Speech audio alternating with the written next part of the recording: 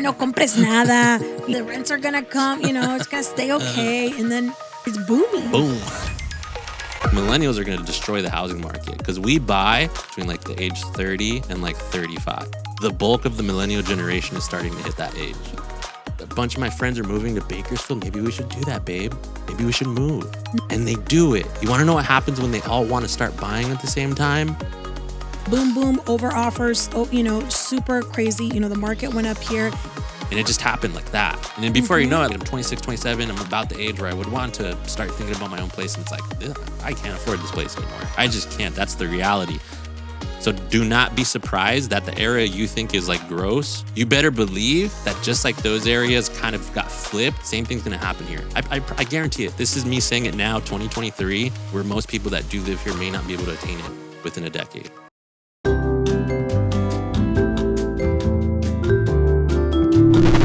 Today we're talking about the renters are getting squeezed in Bakersfield, California. It's not good. So yeah, that's today's episode. We're just going to talk about, this is kind of a follow-up to the episode that just went up recently. So there's like a booming market here in the area. And by booming, one, everything's selling super fast. But because of that, prices are also going super up, like super fast, accelerated price increases. No inventory. There's not a lot of houses. Not a lot of houses. Builders are trying to keep up. We're one of the few cities this far south where there's actually new construction developments happening. But even then, they can't keep up. The stuff is selling faster than they can build it. Even though people are like, oh, it's going to sit for ages, that has not been the case. So we're gonna talk about that. This is a follow-up to that video that we just filmed. And then we're going to talk about, this is actually very similar to what happened to or at least my hometown where I was born and raised. And I seen a very similar, gentrification is not the right word, but there was an influx of people that made the market go a lot higher than we were accustomed to. But I think gentrification, it's like a busted area, and then all of a sudden it's super affluent. San Fernando Valley is not that. It's just a lot of people who moved there because it was convenient. They were outpriced from Los Angeles. Yeah, exactly. We're going to talk about it. And then lastly, we're just going to talk about how that's kind of affecting our clients here that are local here, but also that are moving from out of town here, and how that's kind of making things difficult for their home searching. Their home search present day right now, they're dealing with some walls and some obstacles because of this. And, we can talk about our forecast and where we think things are going to go as a result of all of this booming market that's happening around us in the Central Valley. But let's just jump into it, right? Let's just go into topic. Oh, the relocation. So let's refresh us on the last conversation, the booming market from last week. Give a quick synopsis. The video already came out, but you can just give us a quick little chopped up version of that so that we can kind of start this conversation out.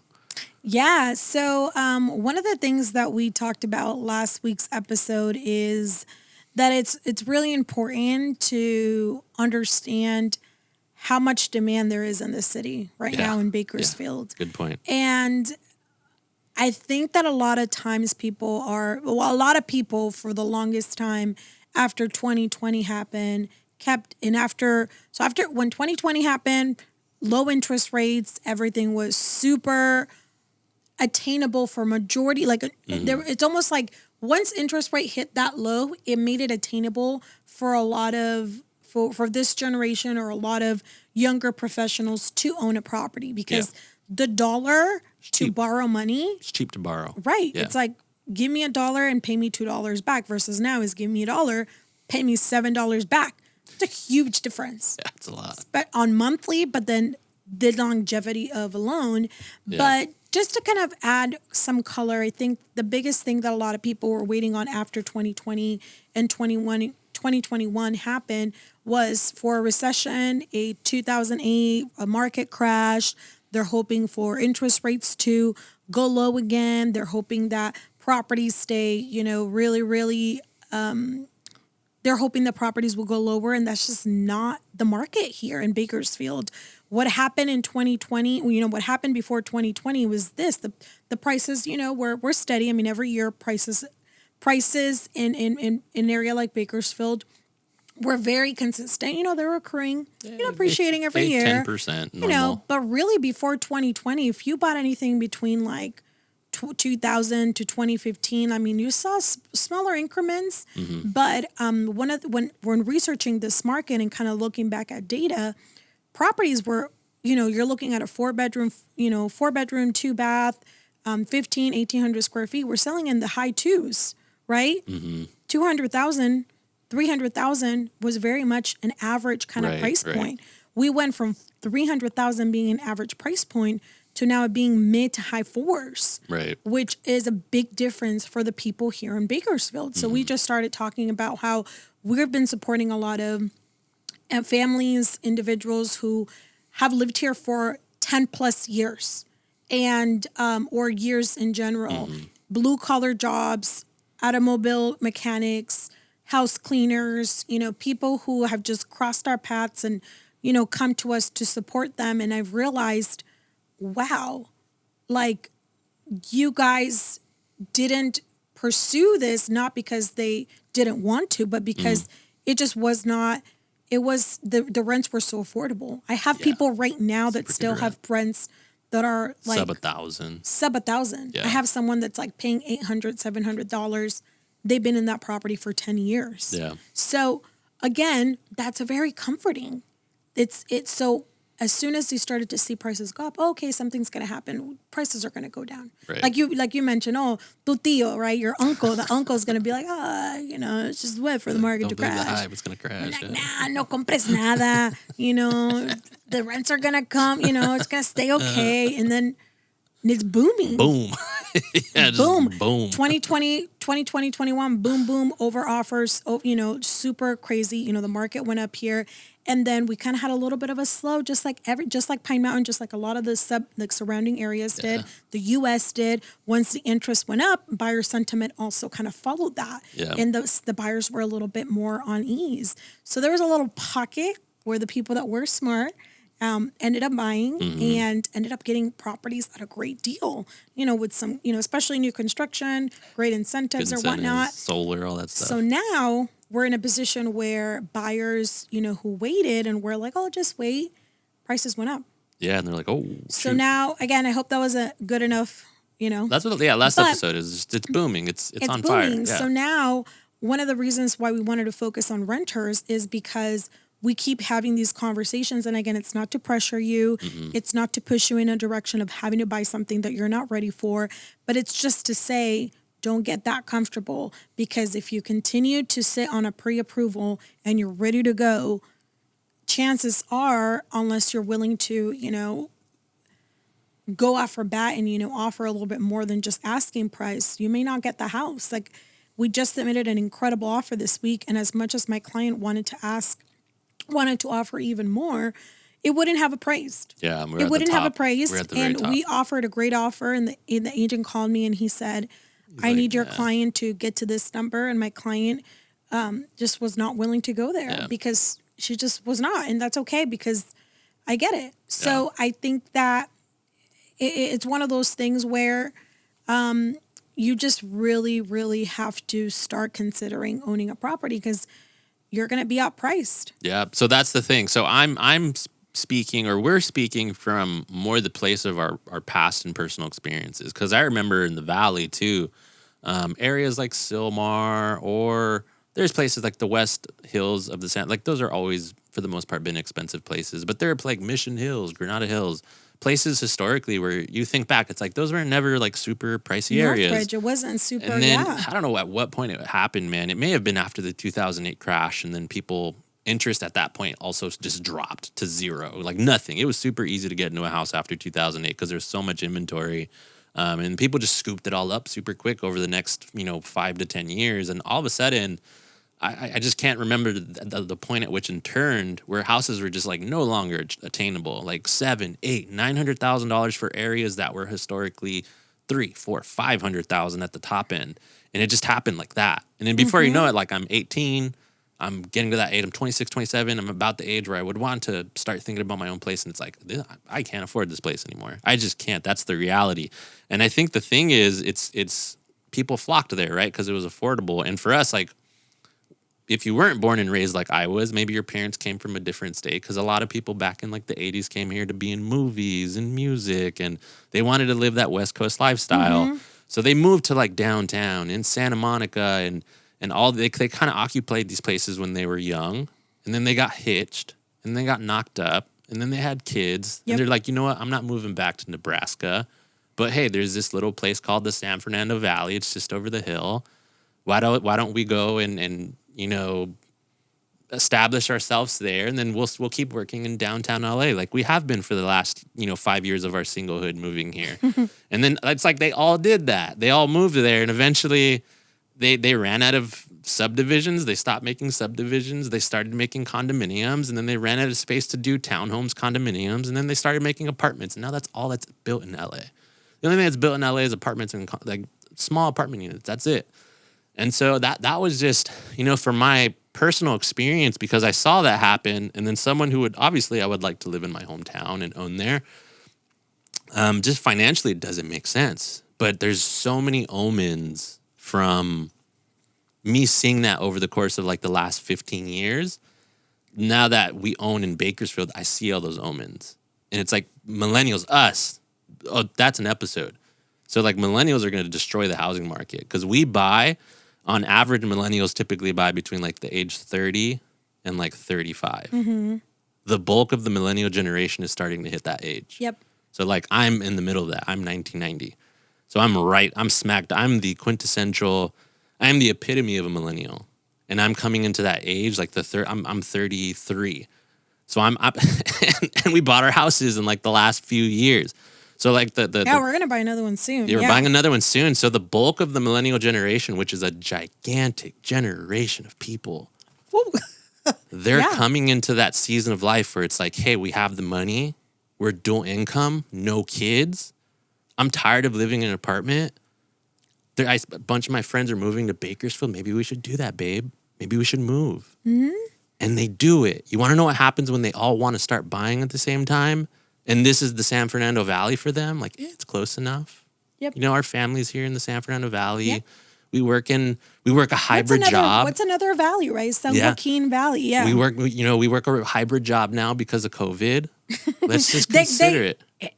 We really won the lottery, us millennials, because a lot of people are now, it's one or two things, right? And we got to be compassionate to all of our friends and what's around us. And I love where you're heading with this, because if you went through the pandemic, you're professional, you've been at your job for a while. Like prior to me starting real estate a few years ago, I was, in a very, professional environment. I perfected my skills 10 years in, media, and I just loved it. And I really never thought I was going to leave until, things in life change and priorities change and life changes. And you start to realize, what am I doing this for, right? What am I doing this for? And real estate was just the combination of all those things for us, for me. Well, we're not product people. I'm not going to be on Shark Tank.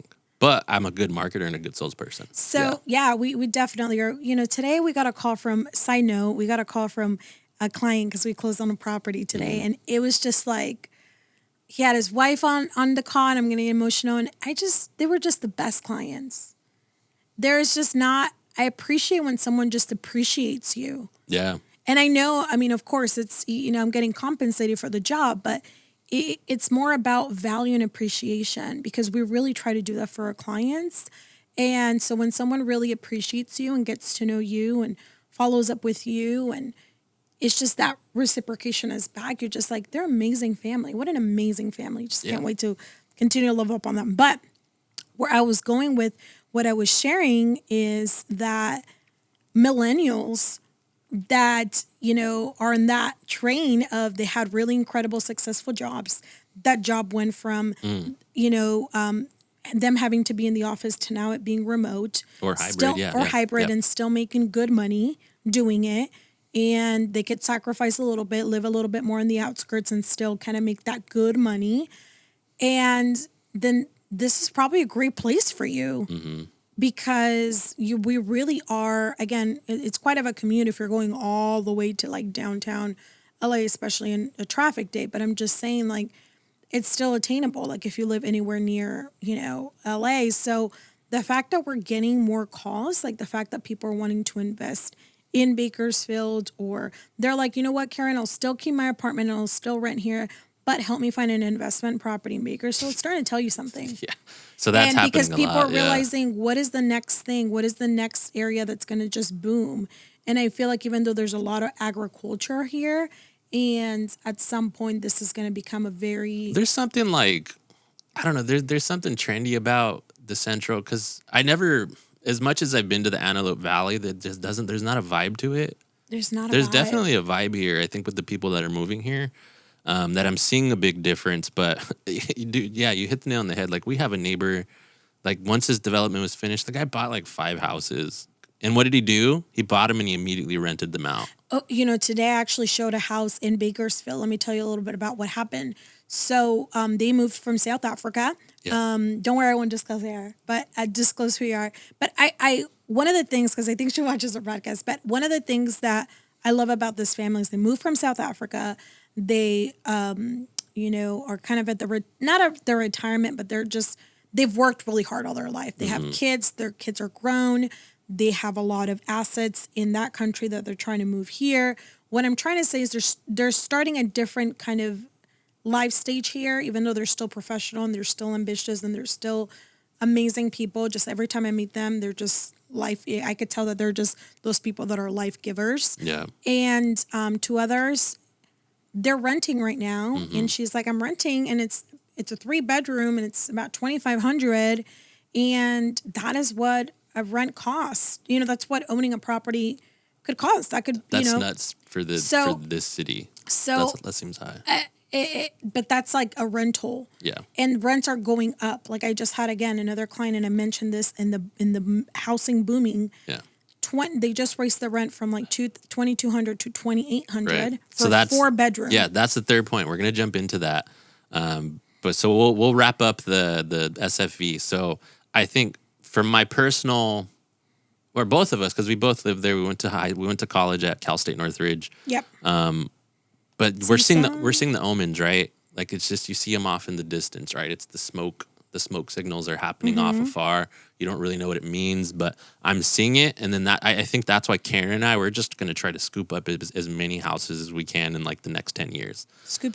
We're going to keep buying them at good deals, good rates. Every time there's interest drops, we're going to try to buy another one. And that's kind of our strategy here, because I think the appreciation of these homes, there's no crash. I think every time we hit a high, it's going to lock out the bottom. That's a new baseline. Yeah, it really just depends on like what you want.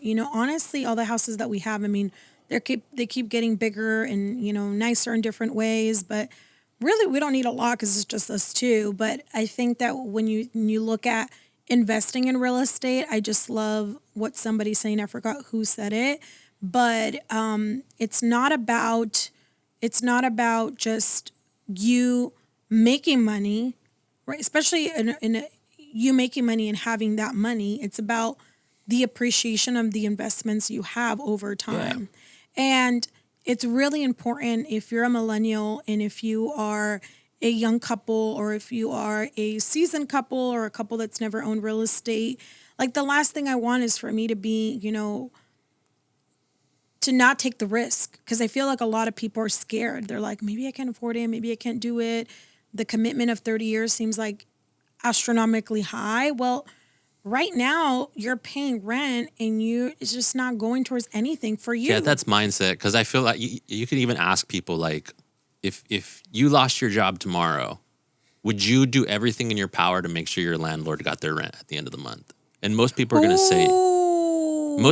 say, yeah, I'm going to do whatever it takes because I don't want to get kicked out. Wow. Can you say that again? So if you were to ask somebody, if you lost your job tomorrow, would you just figure out what you needed to do to make sure rent was paid at the end of the month? And most people do that.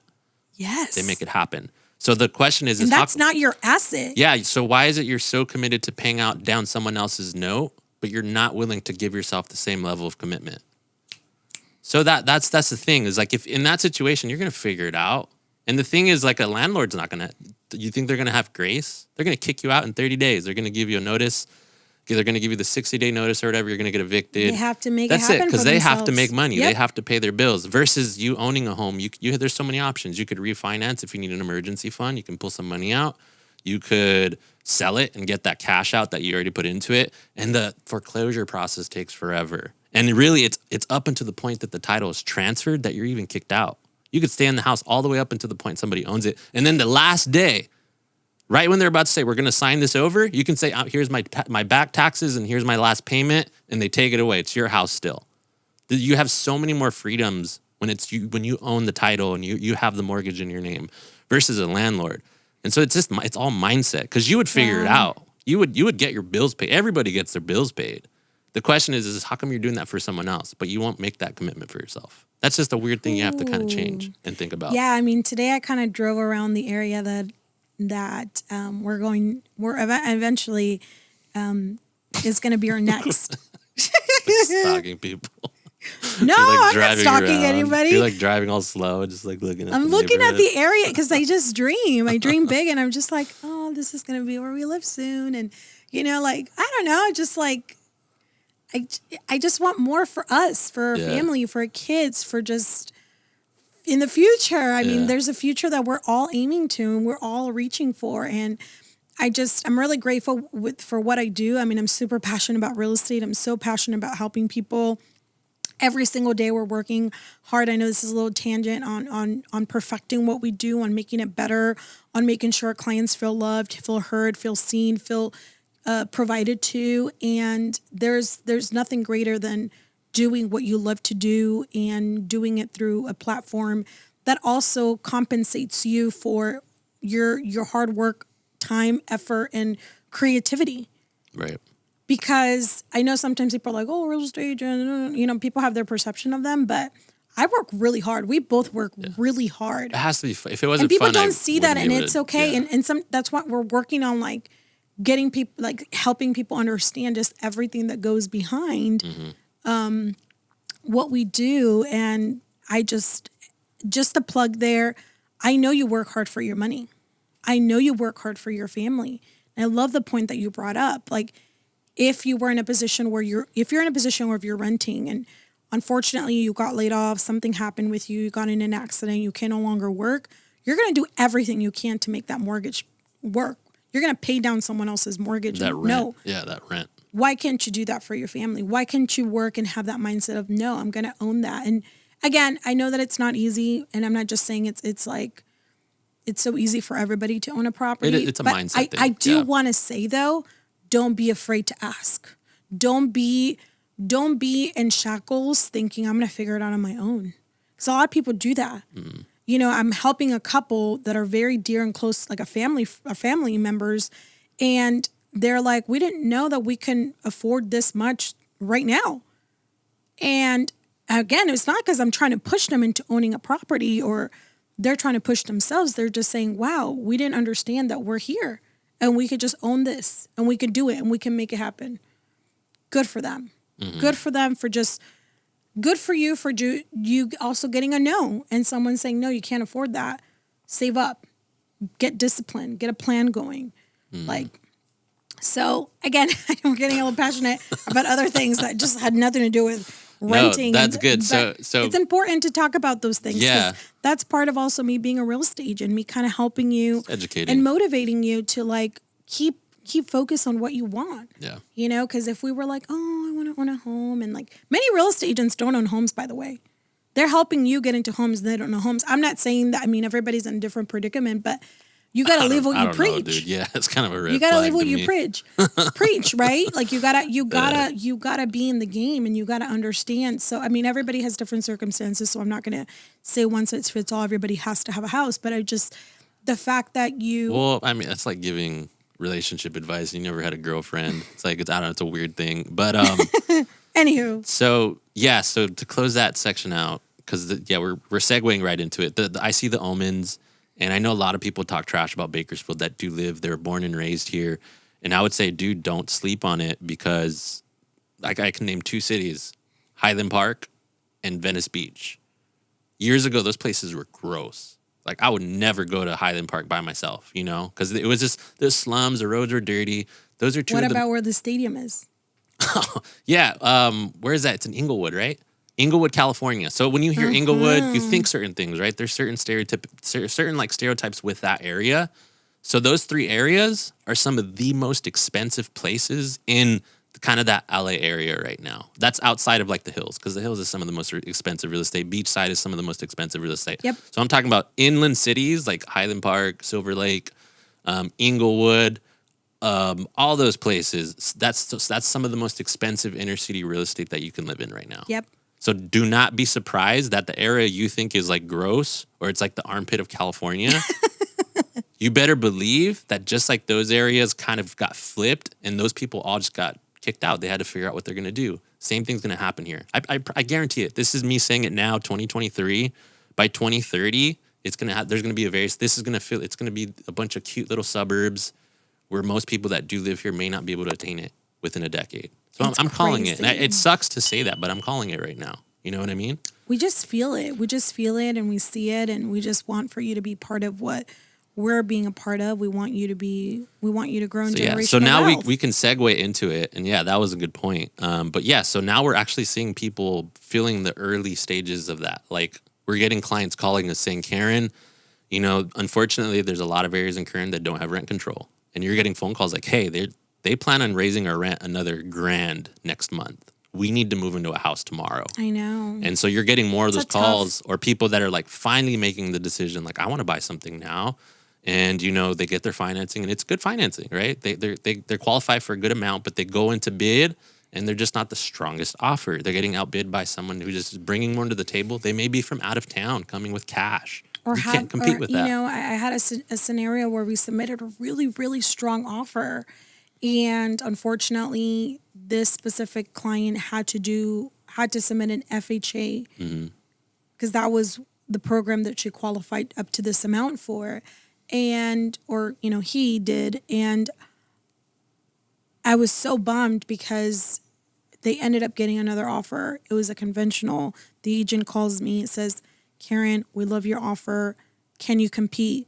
Can you change the type Can of you loan? change from FHA to conventional because X, Y, and Z, this is what the seller thinks. We don't want to get in a situation where, you know, we have to do this, and that. And we just, you know, and I said, let me talk to my lender. Let me talk to the client.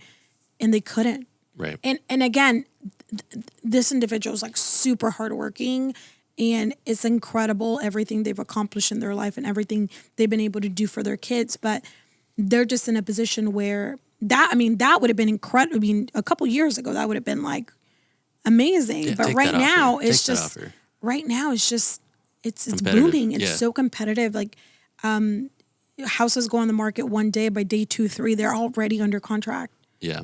Because there's 5 multiple offers. Like people in the descriptions are saying already have offers. Like due tomorrow by 5 o'clock, you know, we're like going into escrow. In the listing description, it's like it goes up. Well, 2 hours later, 2 hours later, it's like we already have 5 hours. We have 5 offers. Today I went to, I took a client to a showing as well, and we went to an open house. We stopped by an open house, and there was probably 10 people there, different times while we were there. It's never a good sign. And kid you not, one of the neighbors walks in and she's like, "You're going to sell this to the agent." She's like, "You're going to sell this today. You're going to sell this today."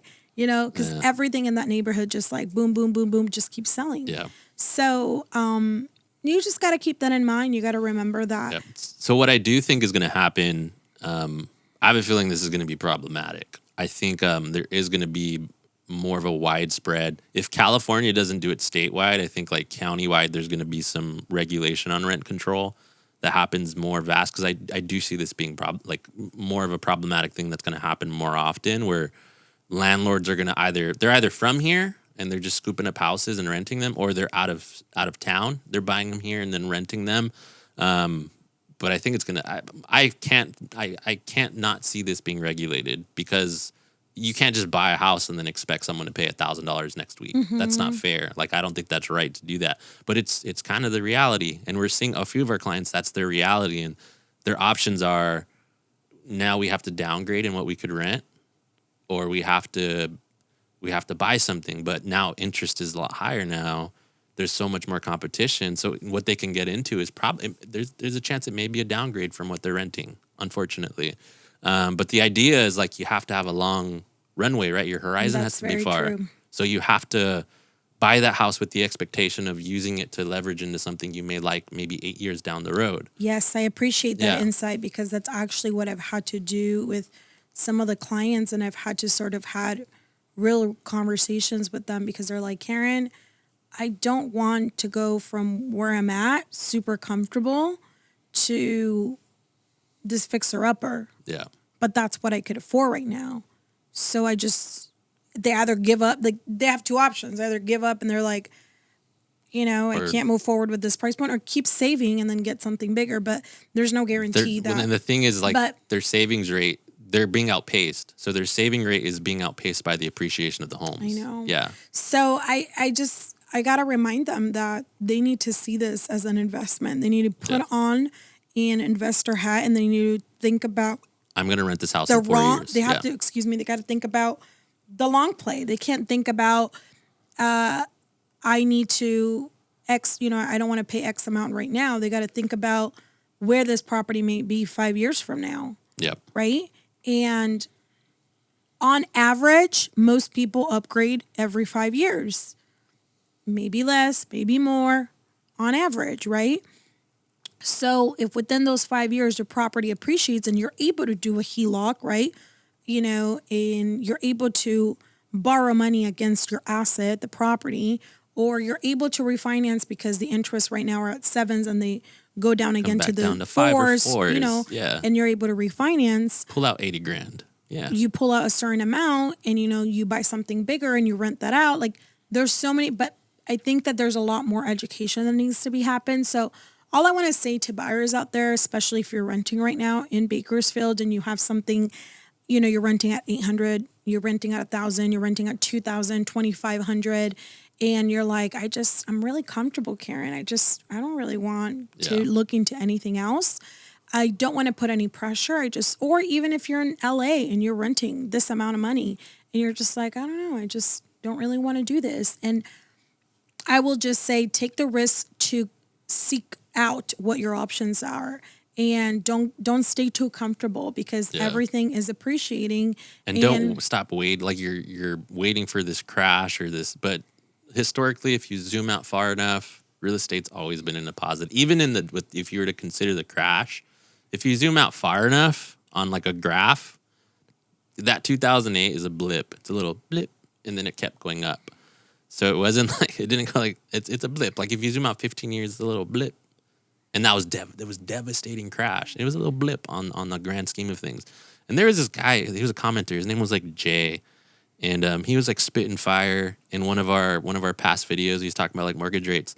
But he said it perfectly, right? It's a real estate adage. I hadn't heard it in a while, but when he said it, I was like, oh, it's so good. But time in the market is better than timing the market. So it's better to have time. The longer you have the real estate, better. Time in the market is better than timing the market. Meaning you're waiting for the dip. You're waiting for the crash. Or you're waiting for the perfect time to buy. Yeah, over 20 years of owning that home, when you look at that graph, even if you were to buy at the bottom of the bottom, the best time you could have ever bought that house, ever. In 20 years, it's a blip. The appreciation of that home, you wouldn't even notice the difference. So that's what that means, like just time in the market. So once you get in, then the longer you hold on to that property, the more valuable it becomes to you, because you're paying down the note. That note is amortized over 30 years. So, the interest doesn't go up. Your payments don't ever go up. The equity goes up as you pay it down. You financed it at a good rate. So, you're not having to worry about inflation affecting that number. Like it's the depreciation of that loan over time is what's really valuable, because you're paying it off over time at a fixed number. And just think about it this way. When the only time a bank is going to sit down and potentially loan you $300,000, $400,000, $500,000, $600,000 plus is through real estate. They will not do that as a personal loan. They will not do that because of your business idea. They're going to do it because there's an asset that is appreciating. The bank knows that it's better. The bank knows. The money's doing more in that house being lent to you than it is not. Just think about that. Yeah.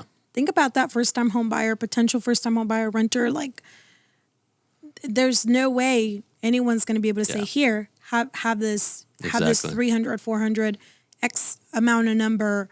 And for, you showing us that you have good credit and you could make your payments, giving us a little bit, giving this asset a little bit of a down payment so that we could take majority of the risk.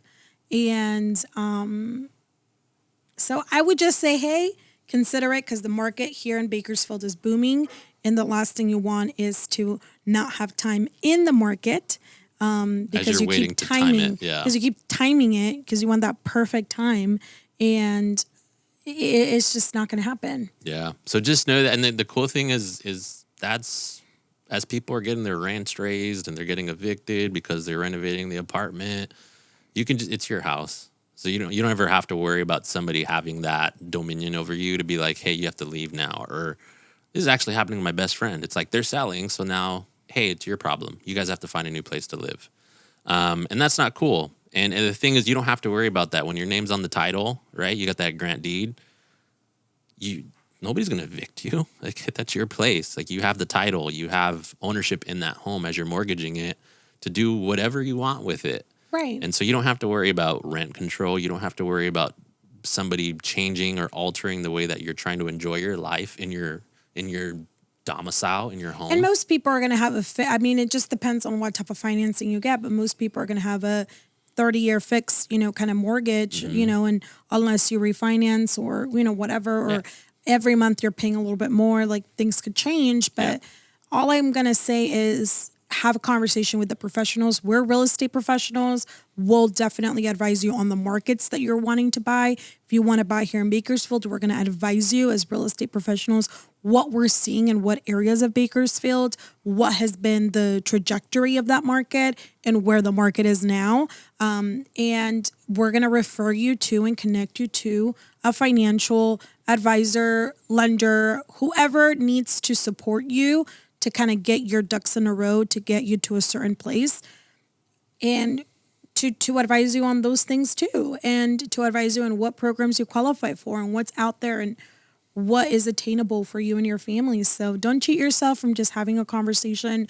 I know sometimes people, when they subscribe to things, and we understand when people tell you subscribe, sign up for the newsletter, do a consultation, people are like, I want to give you my information. Like, you're going to be calling me, or you're just, I don't know. It's like,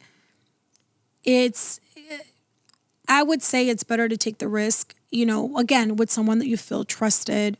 If you're watching this, you probably already know us or have had, some interaction with our content or us. And I'm just going to say, make sure that you are just putting your family first by seeking information and preparing yourself. Don't cheat yourself from that opportunity because you feel like you're comfortable or because you feel like you're always going to have what you have, because that's not true. Yeah, no, that is true. So, that's it.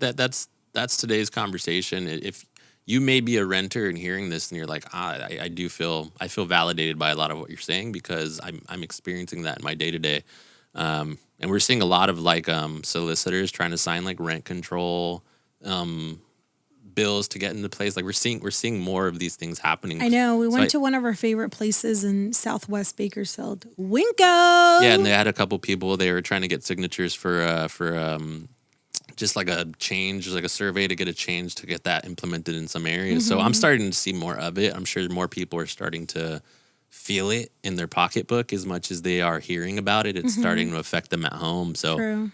Ownership may be the next best bet for you, but real estate appreciates. And like I just said, eventually it's going to appreciate faster than you can catch up to save to actually buy something.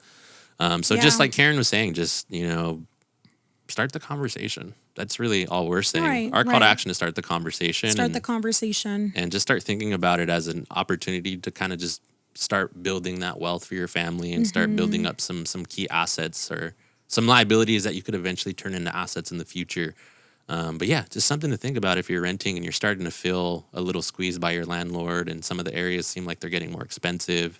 Hopefully this was speaking to some of those people. Yeah, and some of the landlords too, the last thing I'll add is like it's an asset for them and they need to generate a certain money or they just want to cash out. They're saying the houses are worth this much. I just need to pull it out and I need to sell it. And you just have to understand that it's not personal. It's not that they want to kick you out and not, it's just, and you have rights too. As a tenant, you do have rights. So look into that and make sure you get enough support from people to, if you're in a situation of, a notice or something, you don't know what's going on. Can our rents be raised? Like I would just say, look into that and get the right support for that. But I think at the end of the day, what we're just trying to do is encourage you to have that conversation.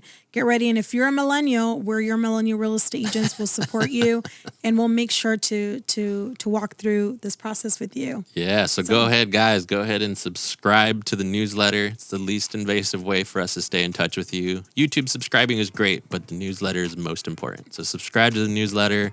We'll catch you guys in the next one. Thank you for tuning in to another episode of Closings and Cuddles. Bye. Bye.